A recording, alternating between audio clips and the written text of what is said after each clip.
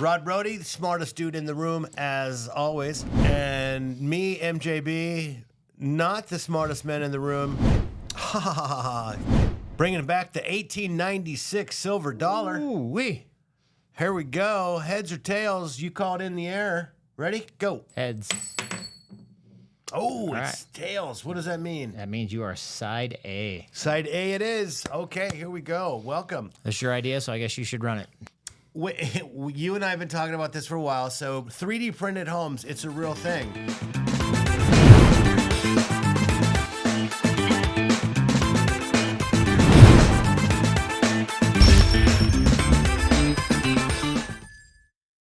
Listen, everybody, it is definitely tough out there in the mortgage world, but geez, I'm sure glad I don't work in the housing industry. Have you seen this 3D printed homes thing? The machines are coming to take over. Yeah, but I'm not sure I would go off and sell your tack hammer quite yet there, MJB.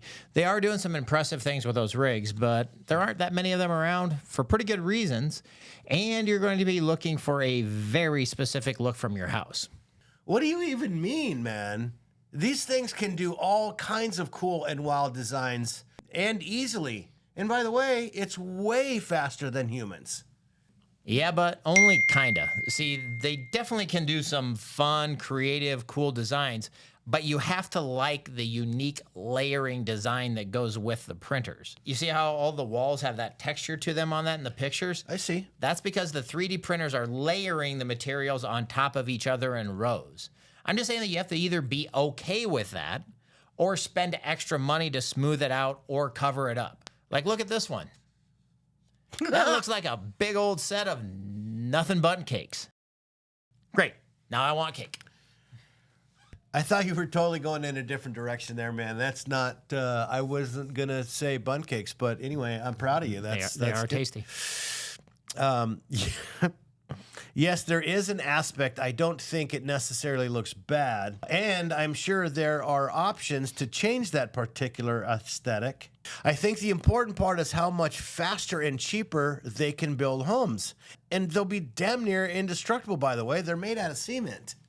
Yeah, but how much cheaper and faster are they actually building these things? Plus, it's also, it's probably 105 degrees out here in Phoenix today. So let's go out and touch some cement in the sun, and you can talk to me about cement and temperature conduction. Well, the articles I'm seeing are saying that they can build these things, the walls and the ceilings, in just a couple of days and like at 50% of the cost. Yeah, but are they actually doing that? What do you even mean? Well, okay, if you reread most of those articles, which I looked up as well, there are a bunch of can build and up to X% cheaper. They're mostly hypothetical ideas. These rigs cost like $1 million to buy and build. So the builder has to be capitalized enough to afford one. So that's kind of eliminating a lot of the smaller builders. And then they have to hire people who know how to run them. And because they are a new technology, there aren't a lot of those people. And if you look it up, they actually aren't selling the houses any cheaper to the public. Builders are just taking the profit, pay the crews and buy the rigs and all that stuff. The other misconception is the timeline. We've actually financed a couple of custom construction builds using this 3D printing technology through our man-made construction department here at Man Mortgage. They didn't actually get done any faster total. Really? Why is that? Well, a couple of reasons. Number one, there aren't many subcontractors who are trained to do this kind of slab work and site prepping for these 3D printed homes because they have to be super, super precise. On a framed out home, okay, you maybe move a beam 1/8 or 1/4 inch because something settled weird or the cabinets are off by 1/10 of an inch. The walls are made out of concrete. You can't just move a junction box a little bit or a pipe hole at all without cutting out cement. Second, most builders doing this only have one printing rig because it's kind of untested technology and it is really, really expensive. Whereas, production builders, the ones who could afford a $1 million untested building technology, they can build 5 or 6 homes at one time. So your house takes a year to build, but they also delivered 6 other homes that month. So it works out to delivering a lot more homes. Plus, how do repairs work on those things when they break? I mean, these 3D printing rigs, they're going to break down. You can't exactly call AAA and be like, hey, can you send somebody out to work on my 3D printing home printer thingy? Doesn't work like that. Last one is a lot of problems with permits. Actually, many municipalities are having troubles approving these. They're all scared of anything different, and it's a really new technology, so nobody really knows how they're going to perform.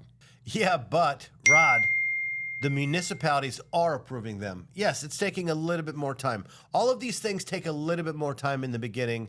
And by the way, you know what? These municipalities need to wrap their arms around technology as a solution to a significantly bigger problem. These houses are made out of concrete, freaking concrete, right? They're going to last for damn near ever. Think about it. Would you like to drive over a bridge that said, big fancy bridge made out of wood? Hey, look out for that!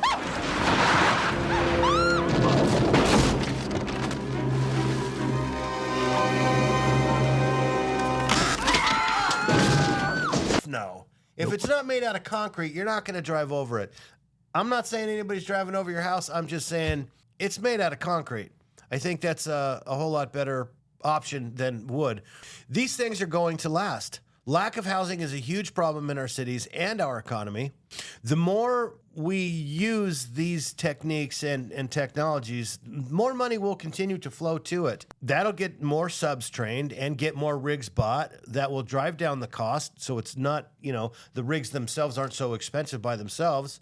The more and more homes they set up, the cheaper that they will become. And by the way, there's exponentially less waste, and the labor cost, these things are almost on autopilot by now. Yeah, but concrete is, once again, pulling minerals out of the earth. It's wasteful, it uses a lot of energy, and then you create these giant holes in the ground that just people have to deal with. True, yeah, but let's be honest, man. Wood homes require deforestation, right? What about metal walls, metal studs? That's the same problem as your concrete. Plus, there are some, there's new technologies where they're trying to take these big, huge chunks of old concrete from old buildings torn down and streets torn down, grinding it up and reusing that, basically recycling the concrete. Oh, wow. Also, there's a new technique where they're experimenting with putting in recycled plastic in the concrete, believe it or not, to make it even stronger. Whoa, no way. That would be spectacular. Right? I'm telling you. I mean, the technology isn't all the way there yet. And yeah, most of the designs are very modern. Yeah. But I don't know, man. I kind of like modern designs. Me too. And, the tech will get more adoptive in addition, right? We need all the help that we can get to build homes faster and cheaper. It's getting to the point of crisis. It's not quite there yet, but it's pretty close. In some parts of the country, it is crisis level stuff. As more people want these, more money will flow to it. Just like how cell phones were once $3,000 and a 60-inch plasma TV was 10 grand. The cost will come down, which will get more of them in the field, which will get more contractors trained, and competition will drive down costs. These projects are starting to gain adoption. For instance, Icon, a leading company in 3D printed homes, has been involved in several large projects, including a plan to construct 100 homes in a community called the Genesis Collection at Wolf Ranch in Texas. You should look it up. It's pretty cool. Another notable project is the Alquist 3D's collaboration with Habitat for Humanity to build a series of homes highlighting the potential of 3D printing to address affordable housing issues. That's kind of cool. It is. In addition, there are other small but significant projects like the 2-story home printed by Camp C in Belgium, demonstrating the feasibility of creating multi-story 3D printed buildings using advanced printers.